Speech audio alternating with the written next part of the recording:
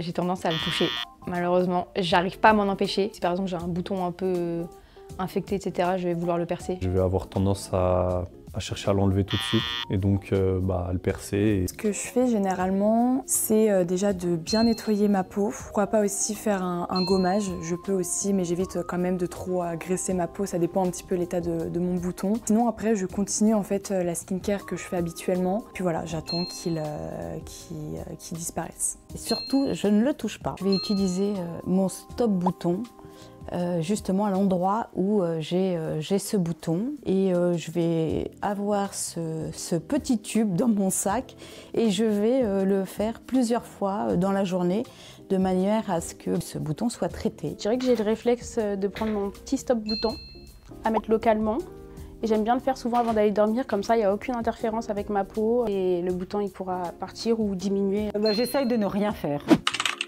Donc ça, c'est quand je n'ai pas réussi à rien faire. J'essaie de faciliter la cicatrisation. Quand ça m'arrive de percer un bouton, ce que je fais généralement, parce que du coup ça a tendance un petit peu soit à saigner ou soit un petit peu à avoir un petit peu de jus, je sais pas trop comment appeler ça.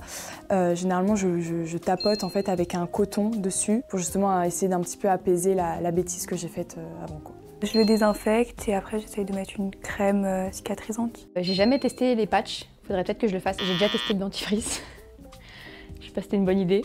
Mais donc oui, j'ai tendance à le percer dans tous les cas. Après, effectivement, je désinfecte ou au moins je passe un nettoyant. Je vais plutôt le nettoyer, donc désinfecter, parce qu'évidemment avec nos doigts pas très propres forcément, ça risque de s'infecter. Et donc je vais nettoyer ce bouton avec plutôt une eau micellaire. Après l'avoir percé, je vais essayer de le nettoyer avec du savon, mais je ne vais pas appliquer de produit particulier. Souvent j'ai le réflexe de mettre une bonne crème anti-imperfection sur la zone où il y a besoin, mais j'essaye de toucher au moins, le moins possible ma peau en fait.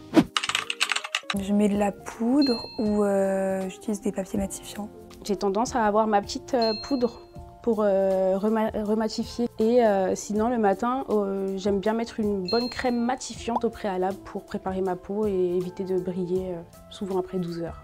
Alors ça m'arrive assez rarement, mais si ma peau brille, je vais plutôt avoir tendance à me faire un bon nettoyage du visage. Alors j'ai pas toujours la possibilité de le faire. Quand je peux pas faire ça, je fais rien en fait. Si je suis chanceuse, j'ai ma poudre matifiante. Si j'ai pas, je vais prendre un bout de papier ou de coton et je vais éponger la brillance, le sébum qu'il y a. Si j'ai une peau qui brille dans la journée, je vais utiliser un produit matifiant. Donc je vais plutôt utiliser un fluide matifiant unifiant qui va permettre justement de réguler cette zone T qui brille. Je me maquille pas énormément, je peux me permettre du coup de prendre un petit papier ou un petit coton pour tapoter sur mon visage parce que vu que je me maquille pas beaucoup, ça va pas enlever mon maquillage et si jamais ça arrive un jour où j'ai vraiment maquillé mon teint, ce que je fais généralement c'est que je mets de la poudre.